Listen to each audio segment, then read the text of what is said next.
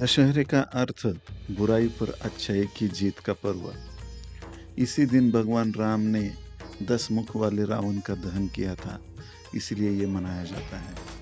राम ने 9 दिन दुर्गा माता की आराधना की और दशमी के ही दिन रावण का वध किया, इसलिए ये दिन विजयादशमी के रूप में मनाया जाता है। ट्रेडर्स के लिए भी ये दिन बहुत ही महत्वपूर्ण है। अगर आप भी आपकी ये 10 बैड हैबिट्स का दहन करेंगे, वध करेंगे, तो आपके ट्रेडिंग का विजय पर्व ज़रूर शुरू हो सकता है। इस दिन शस्त्र पूजन भी बहुत ज़रूरी होता है। ट्रेडर्स के शस्त्र क्या हैं?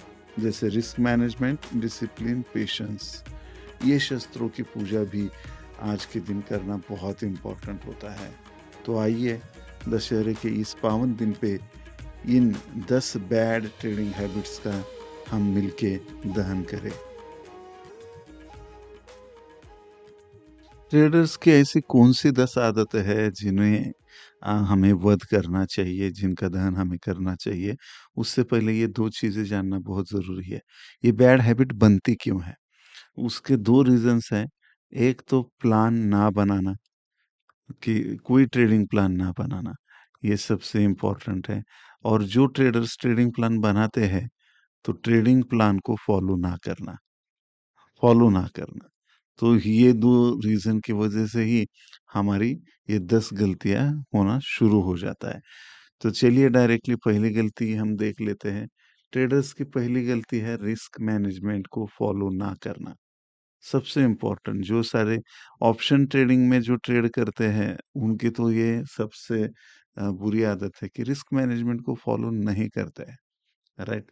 इक्विटी में थोड़ा-सा हमें बफर होता है और हम उसको मैनेजमेंट कर सकते हैं या पोर्टफोलियो मैनेजमेंट के द्वारा उसको लेकिन लेकिन ट्रेडिंग में बहुत ज़रूरी है रिस्क मैनेजमेंट को फॉलो करना। और यहाँ पे जैसे कि समझो 1 लाख रुपए का आपका कैपिटल है, तो आपको कितना रिस्क लेना चाहिए? मैक्सिमम तो 2% का रिस्क।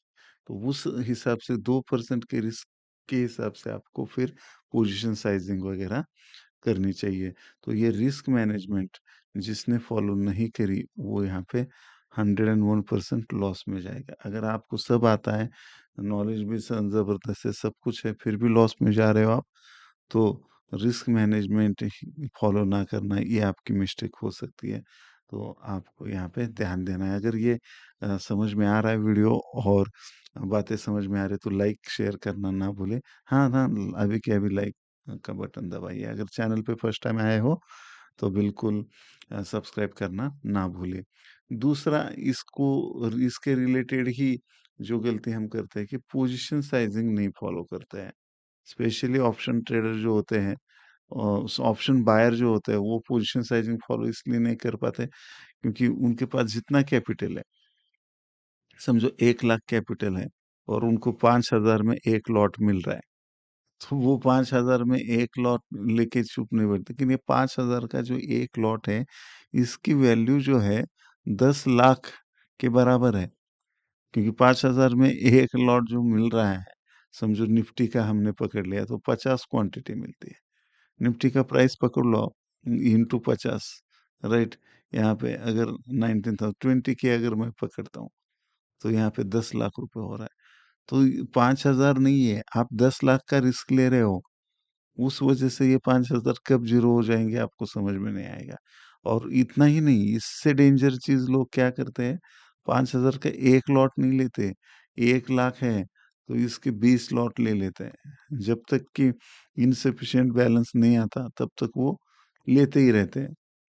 20 लॉट, अब 20 लॉट यानी पूरा रिस्क कितना हो गया ये? 20 लॉट इंटू 1 लॉट का रिस्क है 10 लाख का, तो ये कितना हो गया? आप सोचो कितना हो गया? 200 लाख यानी 2 करोड़ का रिस्क ले रहे हो आप। तो थोड़ा-सा कैलकुलेशन कम-ज़्यादा हो सकता है, लेकिन मुझे क्या बताना है वो ध्यान में रखिए और नीचे कमेंट में बताइए, क्या आप भी ऐसा करते हैं या करते थे या अभी भी कर रहे हैं या छोड़ने का इरादा करें? डिटेल में मुझे कमेंट में ज़रूर बताना, इसकी वजह से मेन लॉस होता है। नेक्स्ट जो पॉइंट बनता है तो वो ओवर ट्रेडिंग। अभी क्या होता है कि ये रिस्क मैनेजमेंट फॉलो नहीं करते हम, ये सारे इंटरकनेक्टेड है, कनेक्टिंग डॉट्स है। अगर रिस्क मैनेजमेंट फॉलो नहीं करते, पोजीशन साइजिंग हम गलत ले रहे हैं, तो 100% लॉस होगा। और जैसे ही लॉस होता है, राइट, ओवर ट्रेडिंग का मतलब क्या है? ज्यादा ट्रेड्स लेना, यानी जरूरत से ज्यादा। मान लीजिए आपने एक दिन में 10 ट्रेड लिए और वो सब में नुकसान हो गया, तो ये ओवर ट्रेडिंग की वजह से हुआ है। आपको अपनी ट्रेडिंग लिमिट सेट करनी चाहिए, राइट, कि मुझे 2 ट्रेड ही लेने हैं पर डे, या इस तरीके से जो भी है, एचपीटी ही लेना है, अगर नहीं एचपीटी मिला तो मैं नहीं लूंगा। तो इस तरीके से आप करोगे तो ही ओवर ट्रेडिंग पे कंट्रोल होगा। नहीं तो एक का लॉस कवर करने के चक्कर में दूसरा ट्रेड, दूसरे का लॉस कवर करने के चक्कर में तीसरा, चौथा, इस तरीके से हमारे ओवर ट्रेडिंग बढ़ती है। क्या आप ओवर ट्रेडिंग पे आपने ओवरकम कर लिया है? नहीं तो कमेंट में मुझे बताना। राइट, इक्विटी ट्रेडिंग करते हो तो यहाँ पे बहुत अच्छी तरीके से रिस्क मैनेजमेंट फॉलो होता है। ऑप्शन सेलिंग करते हो, वहाँ पे भी बहुत अच्छी तरीके से रिस्क में मैनेज होता है। एटो एटो मोड पे रिस्क मैनेज होता है, राइट। तो यहाँ पे हमें ध्यान रखना है। नेक्स्ट जो मेन हमारी गलती है या हमारी बुरी आदत है, वो है इमोशनल ट्रेडिंग। राइट, हमें लॉजिकल ट्रेडिंग करनी चाहिए, लेकिन हम करते कौन सी ट्रेडिंग है? इमोशनल ट्रेडिंग करते हैं, अपने इमोशन से ट्रेड करते हैं। जैसे कि गुस्सा, लालच, राइट, मान लीजिए आपने एक ट्रेड में नुकसान किया और गुस्से में आके तुरंत दूसरा ट्रेड लिया बिना सोचे समझे, इसको ही इमोशनल ट्रेडिंग बोलते हैं। कि यार मेरा कैसे लॉस हो सकता है? मेरा? मैं कौन हूँ? मैं एक बड़ा मैनेजर हूँ, मैं इसमें ये करता हूँ, उसमें वो करता हूँ, मैं सीईओ हूँ, मैं डॉक्टर हूँ, मैं वकील हूँ, मैं इंजीनियर हूँ, मेरा कैसे क्या लॉस हो सकता है? मैं तो पुलिस हूँ। ऐसा हमारा खुद पे ही गर्व रहता है, ये ईगो, और इस वजह से हम फिर इमोशनली लूज हो जाते हैं और फिर दूसरा ट्रेड, फिर तीसरा, ये इस तरीके से फिर इमोशनल ट्रेडिंग की वजह से ओवर ट्रेडिंग क्यों होती है? तो पोजीशन साइजिंग फॉलो नहीं किया। पोजीशन साइजिंग क्यों फॉलो नहीं कर रहे हो? तो रिस्क मैनेजमेंट। तो ये सारा होता है। तो ये इम्पोर्टेंट चीज़ है, हमें उस हिसाब से पूरा प्लान करना चाहिए। लैक ऑफ पेशेंस, पेशेंस की कमी, राइट, तो ये साइकोलॉजिकल पॉइंट भी आता है, पेशेंस की कमी होती है सबसे इम्पोर्टेंट। अगर आप पेशेंस रखते हैं, क्योंकि हमने ट्रेड में एंट्री करी, राइट, 20 रुपए का एक शेयर लिया, राइट, ये 30 रुपए गया, हमने यहाँ पे प्रॉफिट बुक किया, और कुछ दिनों बाद, कुछ महीनों बाद, कुछ दिनों बाद ये 120 हो गया, और आप बता रहे थे मेरे पास लय क्वांटिटी होती रही, तो ये कोई मतलब नहीं है, राइट। तो ये पेशेंस की कमी के कारण हुआ है। तो ये एक इम्पॉर्टेंट है, लैक ऑफ नॉलेज, नॉलेज की कमी, ये बहुत ही बड़ी गलती है। ये सबसे बेसिक पॉइंट है। नॉलेज, आपको रियल नॉलेज लेना। अभी तो क्या हुआ है, इंटरनेट पे नॉलेज का भंडार पड़ा हुआ है। इतना ओवर ट्रेडिंग जैसा है, वैसे ओवर नॉलेज हुआ है, उसके वजह से भी लॉस हो रहा है कि नहीं? कोई भी कुछ भी बताता है वो फॉलो करते हैं। तो ये एक अच्छा मेंटोर पकड़ो, पूरा स्टेप बाय स्टेप सीखो। 4 पैसे गए तो गए, राइट, लेकिन सीखने पे फोकस करो, सीखने में इन्वेस्ट करना, दैट इज वेरी इंपॉर्टेंट। अगर आप सच में सीखने में इन्वेस्ट करना चाहते हो तो chartcommander.com पे जाइए, राइट, और वहाँ पे advance bomb, triple M, money management, बहुत सारे बाप, प्राइस एक्शन पैटर्न्स, बहुत सारे सीक्रेट वहाँ पे मिल जाएंगे। अगर फीस ये इशू हो रहा है आपके साथ, तो मैंने हजारों video already chart commando YouTube channel पे डाले हैं। 3 चैनल है, मराठी चार्ट कमांडो, जो स्टॉक कमांडो, ये सारे चैनल को फॉलो करिए, वहाँ पे फ्री में लर्निंग मिलेगा, राइट। नेक्स्ट मिस्टेक बहुत ही इम्पोर्टेंट है, बहुत ही ये बुरी आदत है। जो भी बिगिनर्स होते हैं, जो ट्रेडिंग स्टार्ट करते हैं ना, स्टार्ट ही ऑप्शन ट्रेडिंग से करते हैं। बहुत डेंजर चीज़ है ये।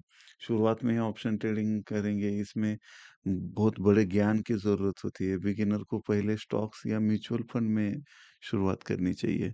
इक्विटी में करिए, म्यूचुअल फंड में समझो आपका स्किल नहीं लग रहा है, आप इक्विटी से ट्रेडिंग स्टार्ट करिए। राइट, फंड कम है बोल के वो क्या बोलते हैं कि ऑप्शन ट्रेडिंग करता हूँ, ऑप्शन बाइंग करता हूँ, मेरे पास सिर्फ 10,000 ही है, तो मैं ऑप्शन ट्रेडिंग करके इस 10,000 को 1 लाख में कन्वर्ट करता हूँ और फिर इन्वेस्टिंग शुरू करता हूँ। राइट, या फिर इक्विटी में स्टार्ट करता हूँ, तो ये गलत अप्रोच है। अगर कैपिटल कम है तो इक्विटी में ही करना चाहिए, और कैपिटल बहुत ज़्यादा है तो फिर इक्विटी में ही करना चाहिए, ऑप्शन की ज़रूरत ही क्या है? तो इम्पोर्टेंट ये है कि जो इक्विटी से करना की जगह जो बिगिनर्स है ऑप्शन ट्रेडिंग में पैसा लूज़ कर देते हैं, ये 10,000 का 1 लाख बनाने के चक्कर में, वो भी 1 हफ्ते में, 1 दिन में बनाने के चक्कर में ये 10,000 भी ज़ीरो हो जाता है। येस और नो, आपके साथ ऐसा हुआ है क्या? नीचे कमेंट में बताना। और ऐसे ऑप्शन बाइंग के लिए बहुत सारे चैनल्स प्रमोट करते रहते हैं, राइट? ये तो इस चीज़ को अवॉइड करना है, स्पेशली बिगिनर्स ने। ओवर कॉन्फिडेंस को अवॉइड करना चाहिए। ओवर कॉन्फिडेंस एक बहुत बुरी आदत है ट्रेडर के लिए। किसी ट्रेड में समझो प्रॉफिट हो गया, अत्यधिक आत्मविश्वास आ जाता है। मान लीजिए आपने लगातार कुछ ट्रेड में प्रॉफिट किया और सोचा कि आप हमेशा ही जीतते ही हैं। आपको लगता है कि साला मैं तो बाप बन गया, और इस ओवर कॉन्फिडेंस की वजह से एक ही ट्रेड में जितना आपने आज तक कमाया होता है, वो एक ही ट्रेड में चला जाता है, तो भारी नुकसान उठाना पड़ सकता है। तो ये ओवर कॉन्फिडेंस को आपको अवॉइड करना चाहिए। उसके बाद जो मेन बैड हैबिट है कि न्यूज़ बेस्ड ट्रेडिंग करना। बहुत स खबरों के आधार पर ट्रेडिंग करना। मान लीजिए आपने किसी खबर को सुना और बिना सोचे समझे ट्रेड कर दिया। तो खबरों में हमेशा खबरें सही होती है इसका कोई गारंटी नहीं है। अदानी के ग्रुप के बहुत सारे मॉर्निंग में खबर अलग आ जाती है, स्टॉक अचानक ऊपर चला जाता है या नीचे गिर जाता है, और थोड़ी देर में फिर ये तो हमने कहा ही नहीं आता है। तो इस तरीके से आपका लॉस में जाते हो। आईआरसीटी का देखो कितने बार खबर आया था, राइट? गवर्नमेंट ने ये अनाउंस किया, वो अनाउंस किया, और बाद में वो कैंसल हो गए। तो ऐसा होता है। तो ये आप रिटेलर्स को मार्केट में लॉस कराने के लिए, उनको भगाने के लिए, क्योंकि रिटेलर और स्मार्ट मनी दोनों में से कोई एक पैसा कमाएगा। स्मार्ट मनी तो लॉस में नहीं जाएगा, तो कुछ से जाना पड़ेगा। तो ये न्यूज़ बेस्ड ट्रेडिंग को आपको यहाँ पे खत्म करना पड़ेगा, इसका दहन करना पड़ेगा, अवॉइड करना पड़ेगा। उसके बाद ट्रेडिंग विथ बोरोड मनी, ये सबसे मैंने आखिरी पॉइंट रखा है, बहुत ही इम्पोर्टेंट पॉइंट है, क्योंकि बोरोइंग मनी से यानी लोन के पैसे से यहाँ पे ट्रेडिंग किया जाता है, उधार के पैसे से ट्रेडिंग। ये बहुत ही रिस्की है। मान लीजिए आपने किसी से पैसे उधार लिए और ट्रेड में नुकसान हो गया, तो आपको नुकसान के साथ-साथ वो पैसे भी वापस करना पड़ेगा। हाँ, उसका, उस बंदे का, और आपकी साइकोलॉजी बिगड़ेगी वो अलग। तो ये चारों ओर से नुकसान ही नुकसान है। तो ये कुछ टॉपिक्स हैं, ये कुछ हमारी बुरी आदतें हैं, इसे हमें आज के दिन, दशहरे के दिन आपको दहन करना है। चाहे कुछ भी हो जाए, मैं ये गलतियाँ, ये मेरी बैड हैबिट्स को दहन करूँगा। ये जैसे ही बैड हैबिट्स खत्म हो जाएगी, धीरे-धीरे गुड हैबिट्स डेवलप होना शुरू हो जाएगा। अगर ऐसे ही नॉलेज के लिए आप टेलीग्राम चैनल की लिंक डिस्क्रिप्शन में जॉइन करना ना भूलें, और लाइक, शेयर, सब्सक्राइब तो आप करोगे ही, राइट? इस माँ दुर्गा के पावन पर्वों में, दशहरे के पावन पर्वों पे ये ज़्यादा से ज़्यादा लोगों तक वीडियो शेयर करिए। तब तक के लिए हँसते रहिए, हँसाते रहिए। यूँ ही खुशियाँ बाँटते रहिए। Bye bye for now.